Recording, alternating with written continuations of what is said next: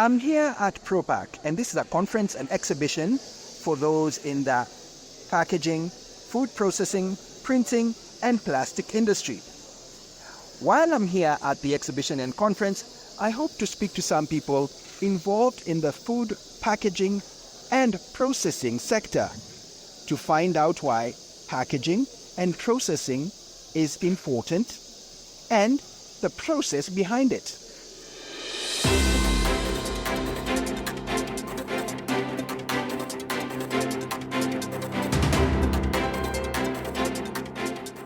Welcome back to Africa Science Focus, the weekly science and development show from SciDevNet. I'm Ogechi Ekeanyo.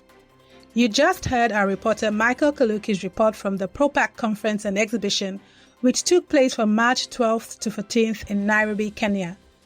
The Propack conference is a gathering for professionals across East Africa's packaging, printing, food processing, and plastic industries. Michael spoke to some of these professionals to gain insight into the future of food packaging in East Africa. Let's hear him talk to Zippy Shiyoya, a director at the Institute of Packaging Professionals of Kenya. Okay, so I've been walking around the stands here at Propack, the exhibition stands, and I've come across the Institute of Packaging Professionals in Kenya. I'll just speak to the lady here who is at this exhibition stand. How are you, madam, and what's your name? Thank you very much for having me. My name is Zippy Shiyoya, and I am a director at the Institute of Packaging Professionals, Kenya. Zippy, could you tell me a bit about the importance of packaging food products? Yes, the importance of packaging. Packaging is a functional tool. So packaging will contain your food, it will preserve your food, and it will also protect your food. So food must be protected and preserved, and that's the basic point about packaging. It's as basic as that. If I was to ask, why does it need to be protected and preserved? Of course, food comes to us as fresh, and when it comes as fresh, it must be eaten there and then. But then, if you package your food, you can then now extend the shelf life. So the food can be kept longer, it can be kept fresh, and it retains its integrity. Otherwise, then you would have to consume your food now and then. So packaging does add value to food.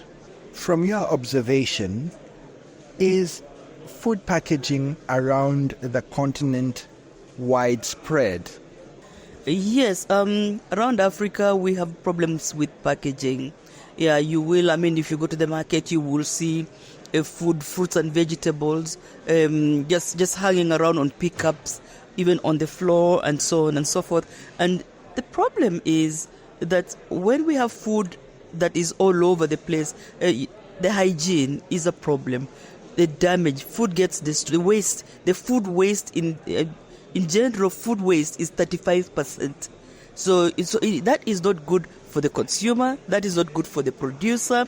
And remember, when the food is coming from the farm, it is moving from the farm all the way to our table.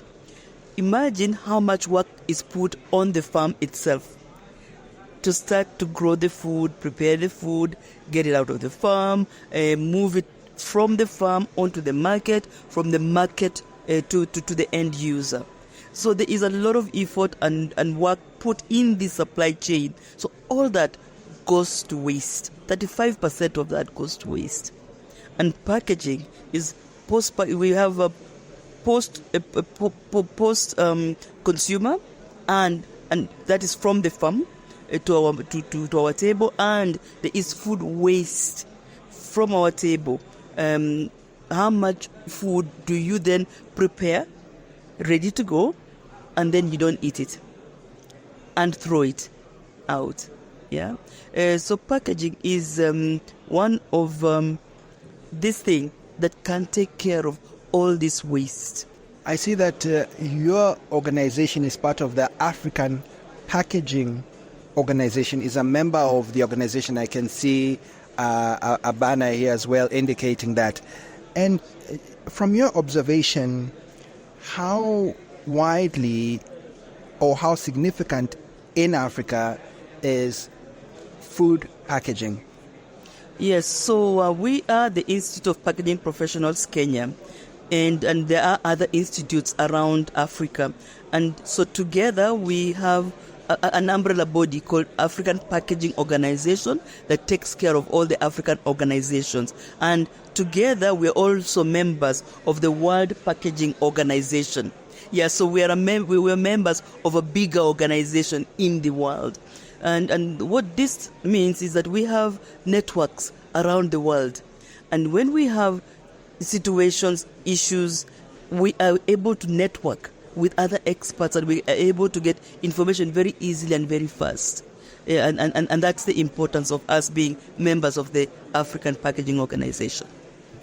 What role do you think governments play in this particular situation? Do you work together with the Kenya government, and do other members of the African Packaging Organization work with their governments in order to try and, I guess, streamline the sector and also ensure that, the food is packaged as it should be? And you had mentioned there about food waste, also in deterring food waste.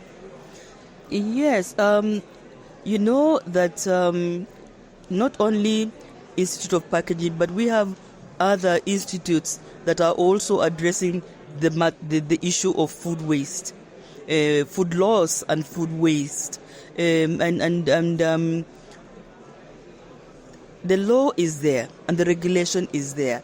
However, there are other problems that are making us not follow the law. So I'll give you an example.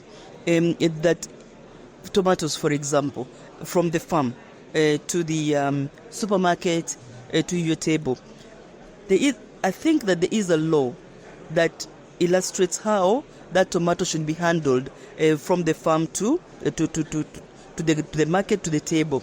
However, you'll find farmers say something like, if I pack my tomatoes in crates, for example, the transport cost will become higher because I'm not able to transport more tomatoes. So they'd rather throw tomatoes on a pickup at the end of the pickup and transport it. What they're forgetting is that by the time that tomato arrives to the market, it's ripe, it's rotten, so that cost gets thrown out. And then how long does the tomato sit on the pickup? It's ripening as you go along, and maybe it's not consumed all of it. And by the time the farmer gets his money back, almost even 50% of that product is lost. So we want to do a lot of education to educate our farmers, educate even people from the home. How much food are you cooking? Are you going to consume all of it? How much ugali gets thrown out? And people don't just think about it. You just, this ugali is for yesterday, you throw it out. Ugali is East African or Kenyan equivalent of what, let's say, maybe fufu is in West Africa or banke or something like that. Yes. It's a good example anyways. It gets thrown out. So they don't remember its flour. They don't remember it came from maize. They don't remember it was grown. So all that just gets thrown out very easily. So what we've done, we work with them. There is something called Food Loss and Waste Day, International Food Loss and Waste Day. That is a day that we mark together with FAO to educate the societies around the world. The importance of food loss and waste. Yeah, and then there are other organizations, of course, that and legislation that has been made, but it has not been enforced. And that's why we continually still see that. So there's a lot of work that needs to be done. Yeah.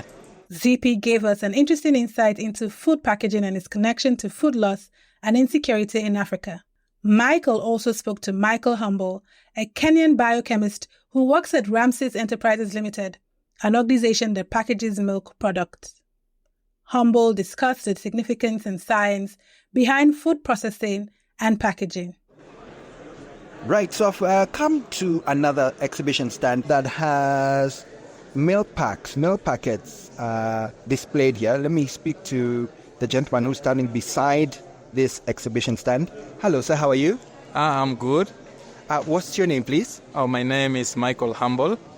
Michael, I see you're standing here next to some milk packs, and I presume your company is involved in producing these packs. Yes.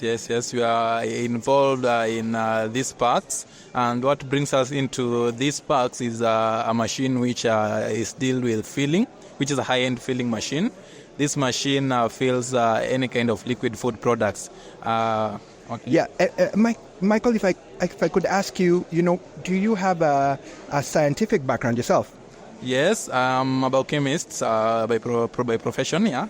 Okay, Michael, so perhaps I could get you then maybe to explain to me, maybe from a scientific standpoint, why is packaging of food products important? And maybe you could describe a bit about the packing of milk that you do or your company does.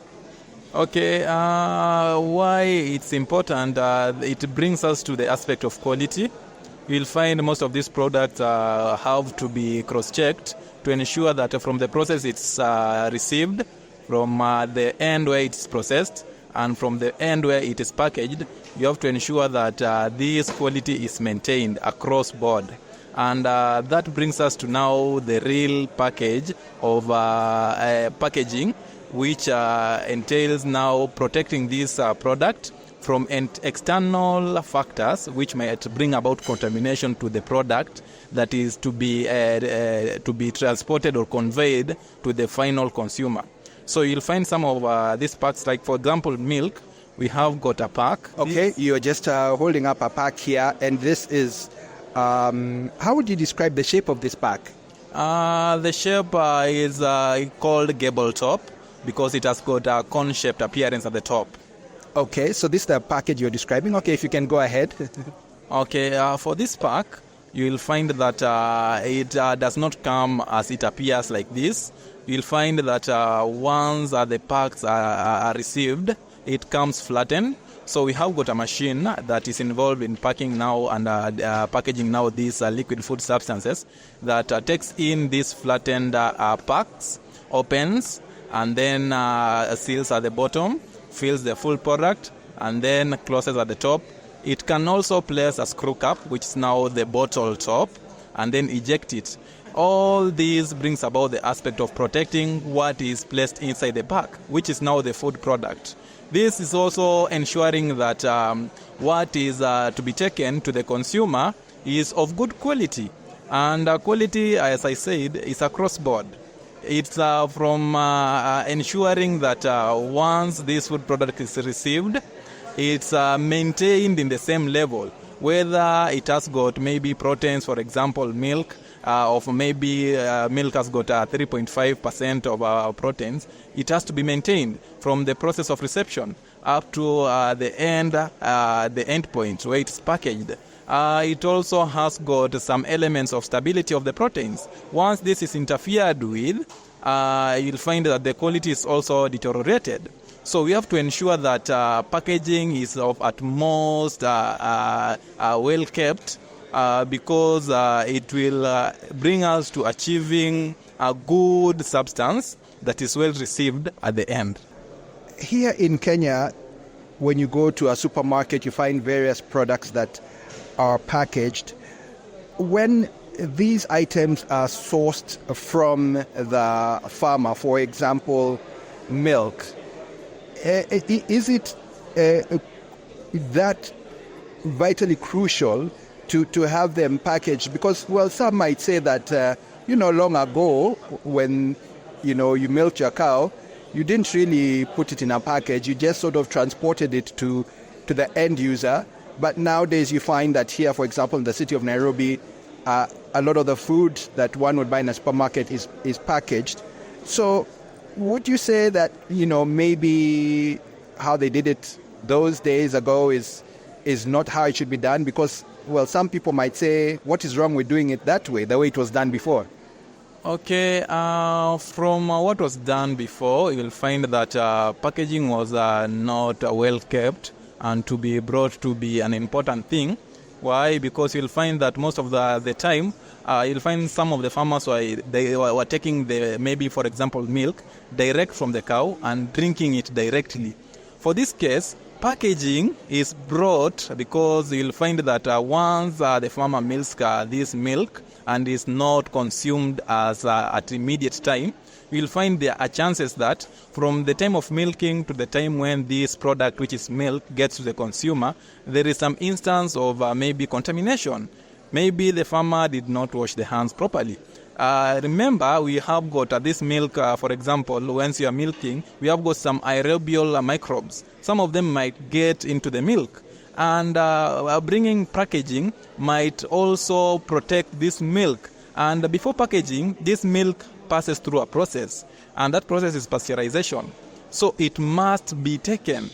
That's why packaging is of utmost importance. Before packaging, this milk is pasteurized. Could you explain briefly what pasteurization is? You'll find that pasteurization is mostly a heat treatment method. Why are we saying it's a heat treatment method? We have got the term treatment. As I said earlier, there are instances where you'll find maybe a long time ago farmers were just milking anyhowly. You'll find there are instances maybe the cow get into contact with the cow dung or so. The farmer just milk without washing the udder. You'll find some bacteria might have got into contact with the udder and the farmer milks the bacteria together with the milk into the can. So you'll find that pasteurization, it will heat this milk. It's a heating process where this milk is heated to a particular set temperature, and this heating ensures that this bacteria is subjected to high temperatures where it will not survive. And by ensuring this bacteria does not survive, it's a treatment process. So you're ensuring that this milk or the substance that gets into the consumer is of good quality. It does not have any kind of contamination. So health does play a crucial role in packaging, ensuring that it is healthy for the consumer. Health, you will find that health is a big factor when it comes to a food substance. How is it important? You will find some of these food products, if they are not kept well, we might have some contamination. As I said, we have got some aerosol microbes which might bring about contamination of any kind of food substance. When I talk about microbes, these are microorganisms. Good examples are bacteria. Within the environment, we have bacteria which causes tuberculosis. We have got bacteria which causes brucella. So if some of these bacteria get into contamination or get into contact with any kind of food product, it might bring about health hazards. Health hazards, we have got diseases. Like I said, Mycobacterium tuberculosis is a good example of a bacteria which causes tuberculosis. We have got another bacteria which causes, which is known as E. coli. It might bring about some abdominal pains, which is now interfering with your health. So you'll find that health is mostly kept as a priority when it comes to packaging. So health is key. That's what I can say. We go back to Zippy, who highlighted the challenges of high production costs and raw material shortages for packaging and how these issues can affect consumer purchasing power. She also discussed potential solutions with Michael. There is an element of expense involved in packaging. Could this therefore result in some members of the population not being able to afford the food they need? Yes. And it's very strange because like now in Kenya we have counties, and then you find that certain regions will grow like, for example, cabbages, but to move from that county into like where the big market is, which is like Nairobi, you find it's go through more than one county, and they cess that is paid for that your vehicle to move from one county to another. These cess fees are regional fees that are paid in between counties. Yes. So by the time it arrives to the main market, there is some costs that associated with it that is just from the county, And then we have regions that grow cabbage, for example, and then we have regions that don't have any food. So you find that the people who have like glut, and in the same country at the same time, there are people who are dying for lack of this food. We believe that packaging can solve that problem. How so? if you added value on the cabbage, for example, and pack it. For example, pack it in for vegetables. We have a new technology now called MAP, modified atmosphere. Package in this, the food will stay fresh for a certain number of days. Food that can stay fresh for like 2-3 days, you can extend that life of that food, and that food can move to other areas like northern Kenya, and they will get food fresh. In Africa, are these raw materials that are used to make the packaging easily available, or is there a challenge obtaining them? Yes, we do have a challenge because we don't produce raw materials in our countries. So, for example, a polymer for plastic is imported. Yes, all the plastic that we have, the polymer is imported because we don't have the raw material for polymers. Paper, we don't have enough trees to do paper. Paper comes from trees. So we import paper from the Scandinavia countries. That's where the main area that we import our paper from. So raw material is a problem for us because we don't have the raw material within Africa. So it's all imported. Yeah. What can be done to deal with that specific challenge that you face as packagers? That our governments need to encourage manufacturing, and the government needs to put some interest in supporting processing and manufacturing, because that is not done in Kenya. That's the reason why we have to import raw materials. So incentives, support, because it is quite expensive as well. Is such a challenge faced as well in other parts of the African continent? From your observation, do other countries also face this challenge? Yes, it's a common problem around Africa. I mean, that Africa, for example, Kenya, we do tea. We're one of the biggest exporters of tea. And that most of our tea is going out raw as raw material. So it goes out, and then they will then process it. They will then put some flavoring. They will pack it, and they will do all these things to the tea and import it back to us again as a product that they've added value to it, and it is more expensive when it's coming back to us. Yet the raw material is coming from here. The Propack conference showcased innovations happening in the packaging industry. These advancements rely heavily on science and research. Michael Humble explained how these twin factors can drive progress in the field. As a scientist here in Kenya, I presume you're Kenyan? Yes, I'm a Kenyan. How important would you say is the science of packaging? How significant is it considered here and maybe in other parts of Africa, the science of food packaging? How significant it is, you'll find that mostly the significance rises from the aspect of quality control and quality assurance. Quality control, you'll find that is just a reactive process, where once you have your product, you take it and maybe check whether it's of good of good usage. It does not have contamination. Testing, giving out results. Quality assurance is just the entire process, is a proactive process. Once you milk, once you are heating, all this process, was it done according to protocol? That is quality assurance. And up to packaging. So packaging is brought about all together to ensure its significance is felt from the beginning, from reception point, from milking point, from processing. The end goal is to ensure that if there was no contamination during reception, during processing, you have to ensure that the end goal, the packaging, is of importance also.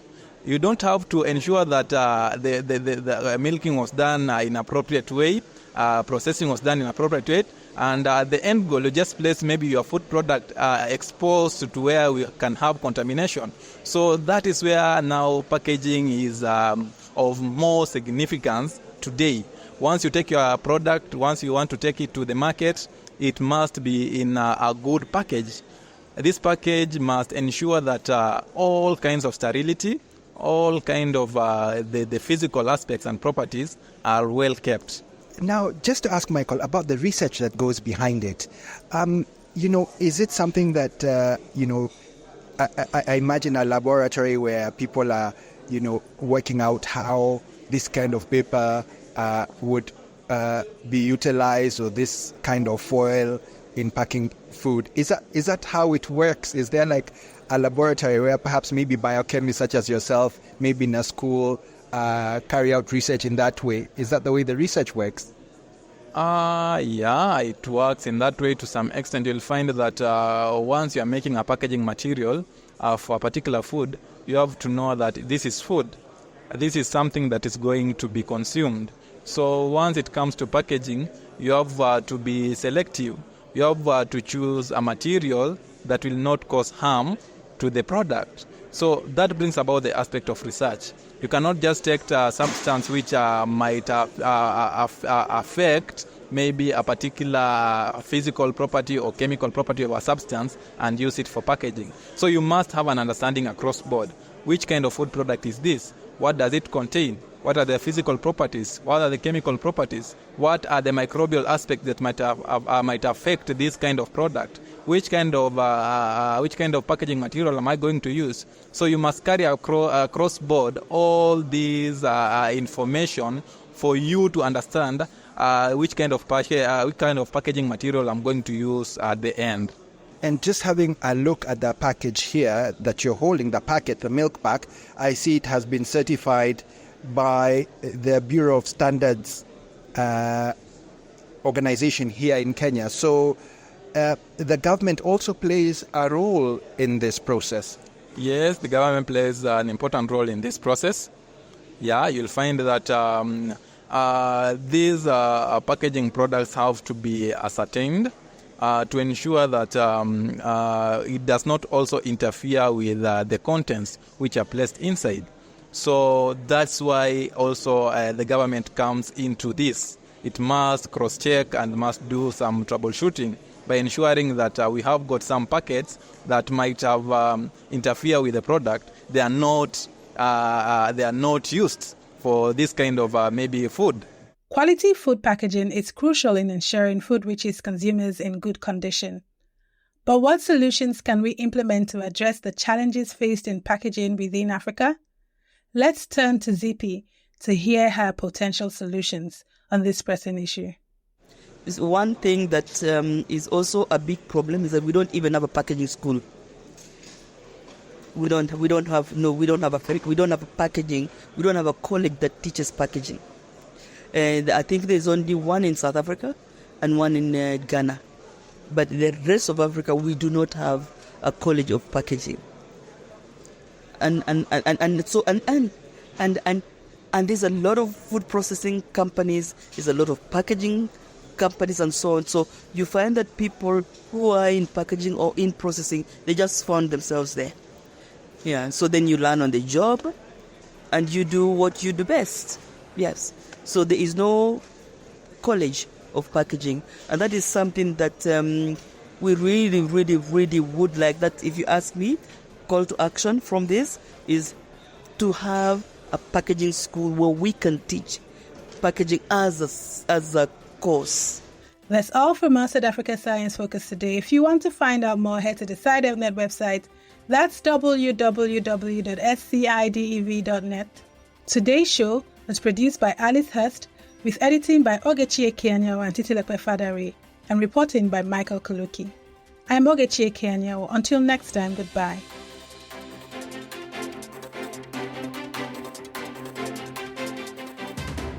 Africa Science Focus is produced by SciDevNet and distributed in association with your local radio station.